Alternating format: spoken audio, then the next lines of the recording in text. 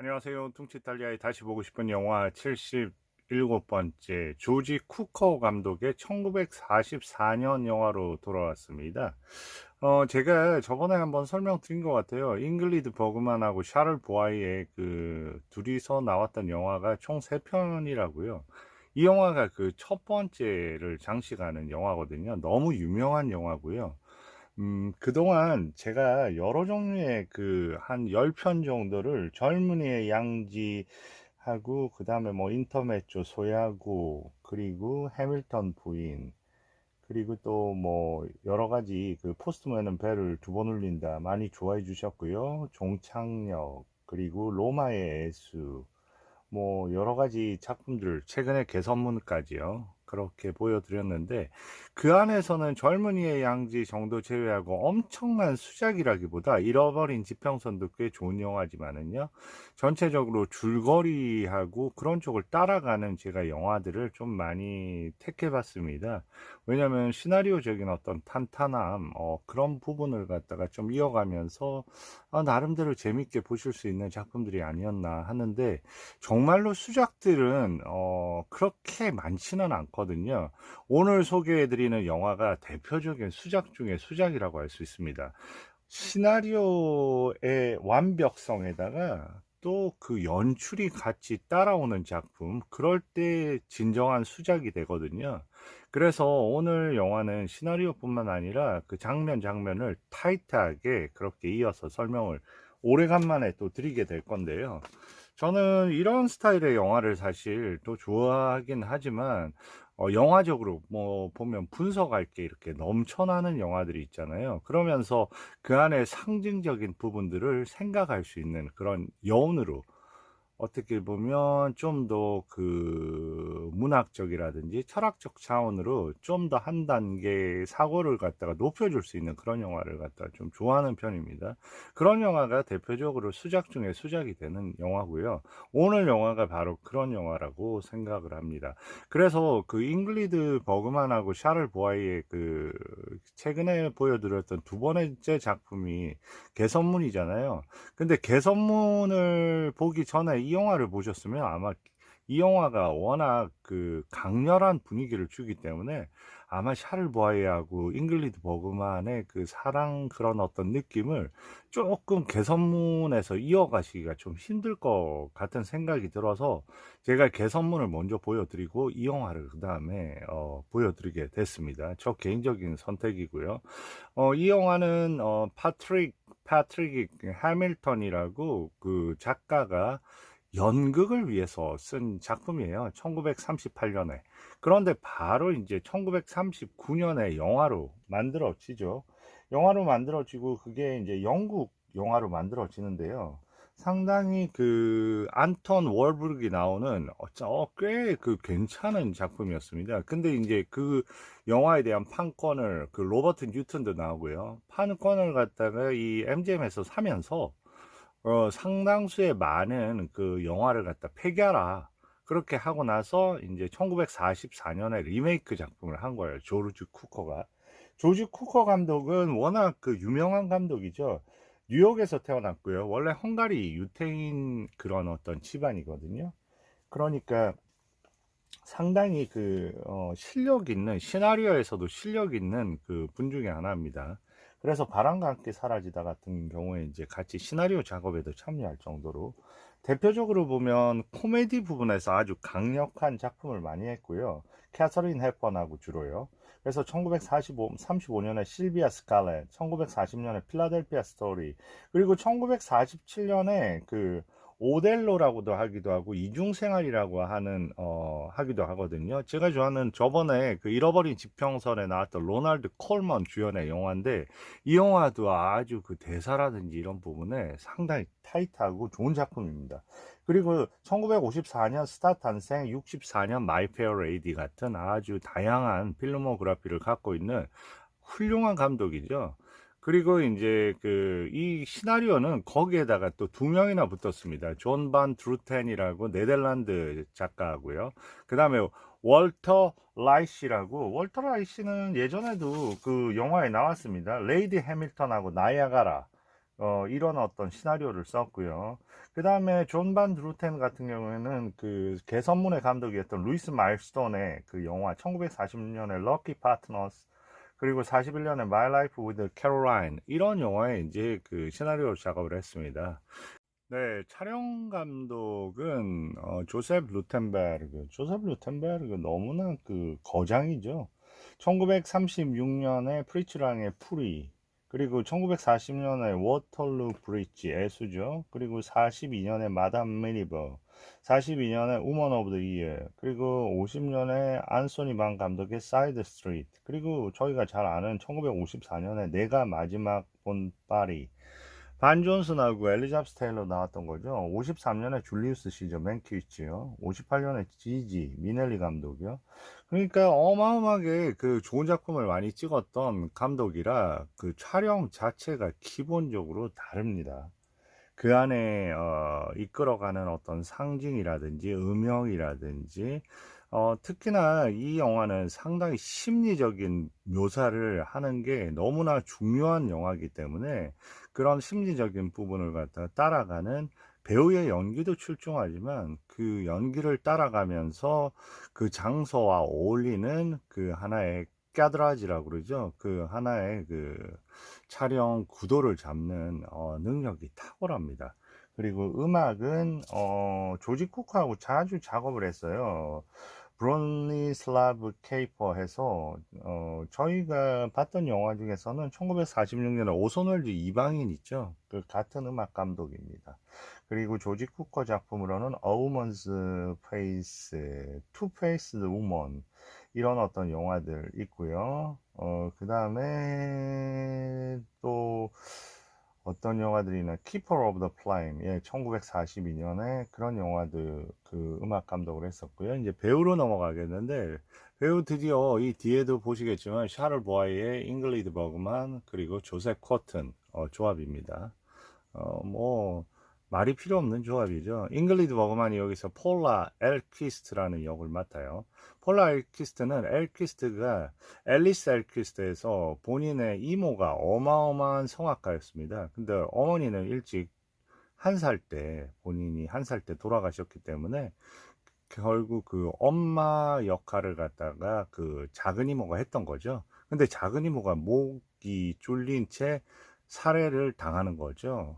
그렇기 때문에 영국의 저택에서요, 거기에서 있을 수가 없어서 그 이태리로 갑니다. 성악 공부를 하러. 거기서 한 10년 있다가 다시 결혼해서 그 저택으로, 그 이모가 죽었던, 살해됐던 그 저택으로 다시 와서 살게 되는 이야기예요. 그 이태리에서 만나서 피아니스트, 일종의 반주자였죠. 성악 반주자였다가 거기에서 사랑하게 돼서 결혼한 상대 그 역이 바로 그레고리 안톤 역인데요. 이게 바로 샤를 보아이입니다. 그러니까 나중에 처음에는 이제 연인으로 만나서 한 명은 피아니스트, 한 명은 성악 공부를 하는 학생에서 이제 결혼해서 그 영국의 그 이모가 남겨준, 이모가 살해당한 그 저택에서 살면서 일어나는 일이고요.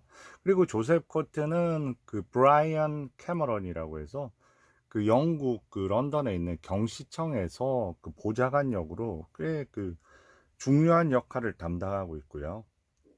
그 다음에 이제 담 메리 위티라고요. 담이라는 거는 이분이 워낙 공로가 많아서 일종의 귀족 자기를 준 겁니다. 영국에서. 메이 위티가 분한 여기서 보면 투웨이트 부인이라는 역은 바로 그 이모가 살해당한 그 저택 근처에 살고 있죠. 아주 호기심이 많은 여주인이죠. 그러면서 아주 위트도 있고요. 그리고 늘 그 눈여겨서 그 공간을 보는데, 이분은 해서 1860년대 그 중반 태생이에요. 그러니까 상당히 예전 배우시죠. 그 연극 쪽에서 활동을 많이 했고, 대표적인 영화 쪽에서는 윌리엄 와일러 감독의 미니버 부인, 예, 그런 영화들이 있습니다. 그 다음에 여기 보면 우리한테 익숙한 안젤라 랜스베리죠. 랜스버리의 첫 번째 그 데뷔 작품이기도 합니다. 이 배우는 그 다음에 도리안 그레이 조상부터 해서 뭐 1971년에 그걸 마법의 빗자루, 월트 디즈니, 그 작품도 유명하고 워낙 다수의 작품에 나왔기 때문에, 여기서 낸시라고 해서 그 하녀 역할인데 어떻게 보면 이 잉글리드 버그만 폴라를 좀 무시하는 그런 어떤 하녀 역으로 이렇게 나오는 거죠. 아주 젊었을 때 막 지금 뭐 갓 데뷔하는 어떤 입장이라 그 생기 넘치는 그런 어떤 역할입니다. 그러면서 아주 좀 교묘한 그런 느낌을 줘요. 그리고 마지막에 이제 바바라 에베라스트, 여기서 마찬가지로 일종의 가정부 엘리자벳 역을 소화하는데, 이 배우 역시도 꽤 예전에 여러 군데 나왔던 배우입니다. 그런데 이제 대표적인 작품, 그냥 알만한 거는 안소니만의 1961년 작품의 엘시드, 예, 그 작품에서도 이제 등장을 하게 됩니다. 이렇게 해서 전체적인 인물들을 한번 알아봤고요.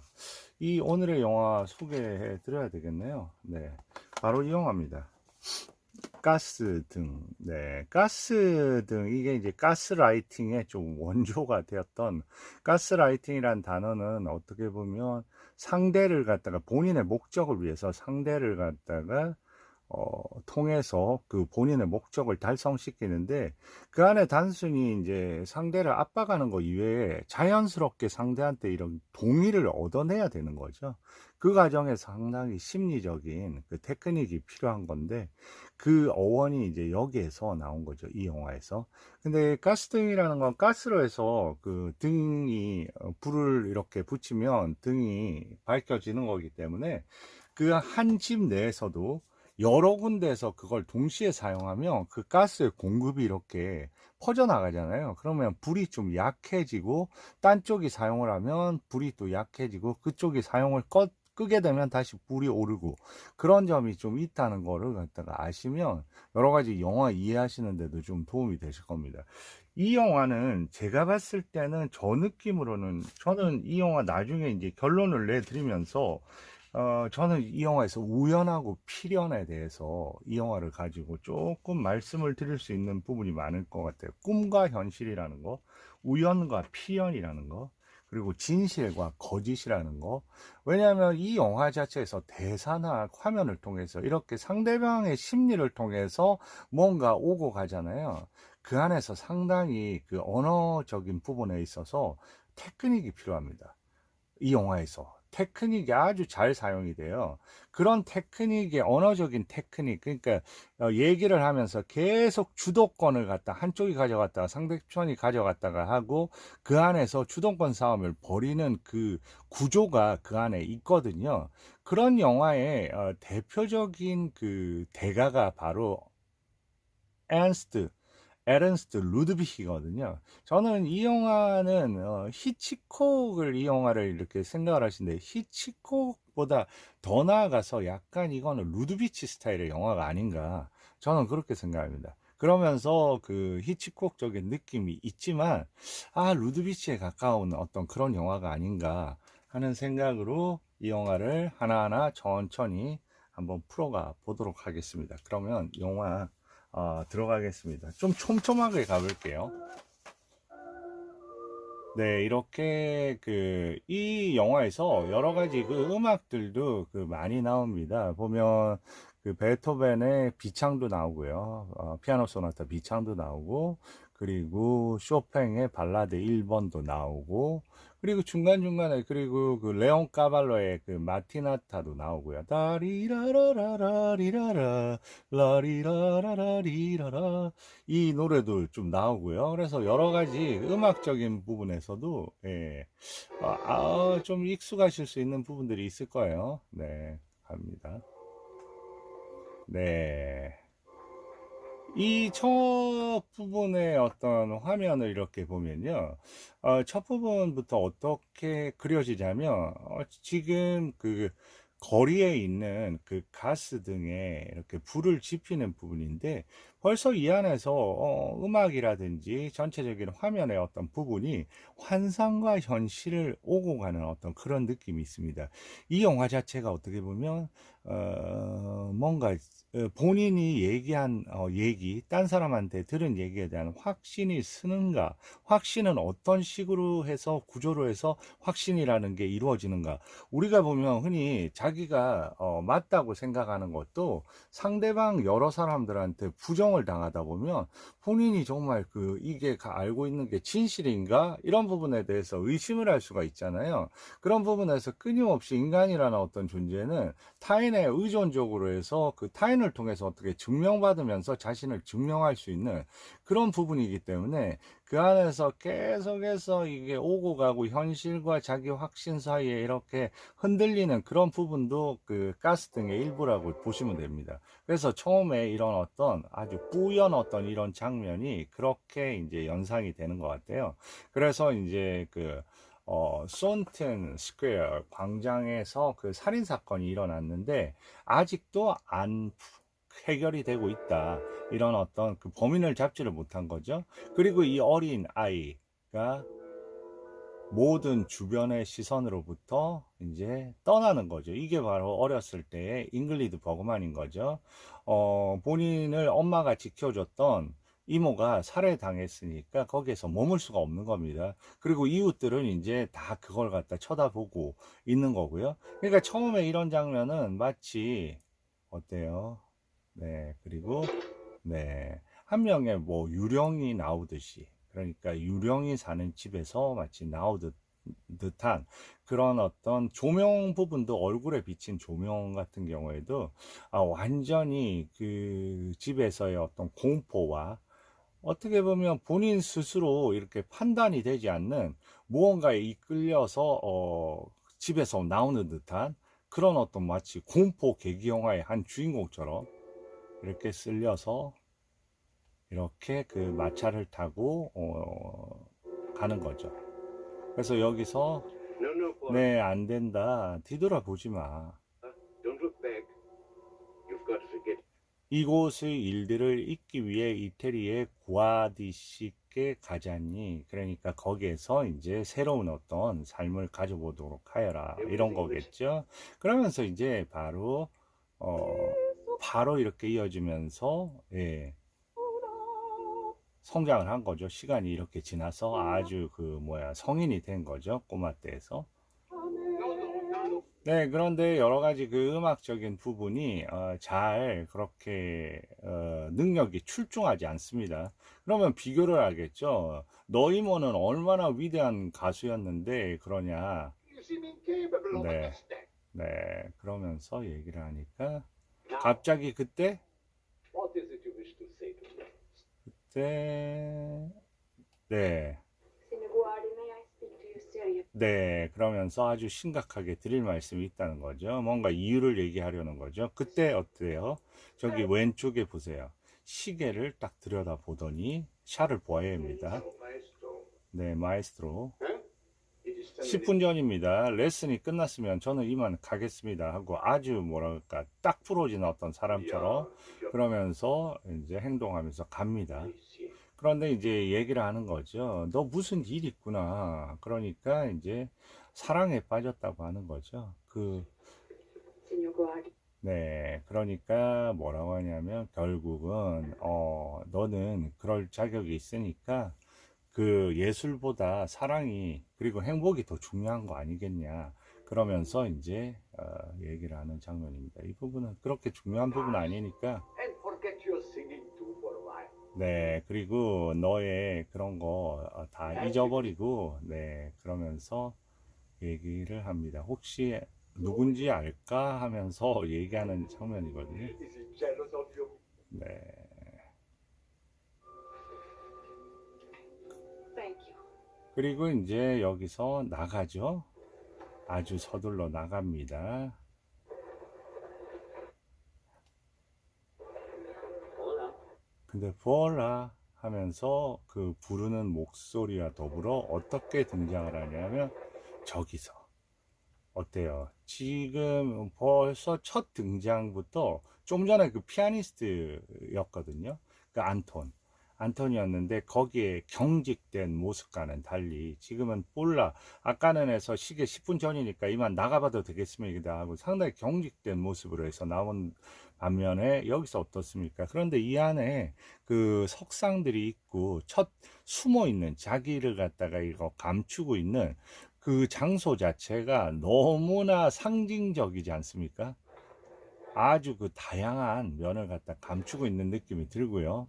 그러면서 여기서도 말씀드렸어. He told me. 네, He 그분이 did not 먼저요. move. What did he say? 네, 뭐, He said I should take my happiness. And will you? 네, 그럴 거야. Why do you still hesitate, Paula? But I don't know. 전 아직 당신을 모른다고 하니까 나도 그렇지만 결혼하고 싶어. 두려워. To marry I think I am. I never. of me? No. 한동안 불행하기만 해서 행복을 못 믿겠어요. 그런데 그래서 자기가 이제 좀 적응할 시간이 필요하다는 겁니다. 그래서 좀 한 일주일 정도 나 자신을 돌아보고 확신을 얻고 싶다. 그러고 I 이제 haven't had a loss, Gregory, and I feel I can't trust 네, you. You must give me time. 네, 그러니까 이제 그렇게 하라고 하는 거죠. It will not be easy to wait and to be patient seeing you every day. 그리고 Where will you go? 어디 갈 거냐고 이제 물어보는 거죠. 그래도 행선지를 물어봅니다. I thought perhaps to the lakes. And when will you go? So tomorrow. 네, 그러면서 잘 다녀오라고 하는 거죠. Waiting. Only love with you.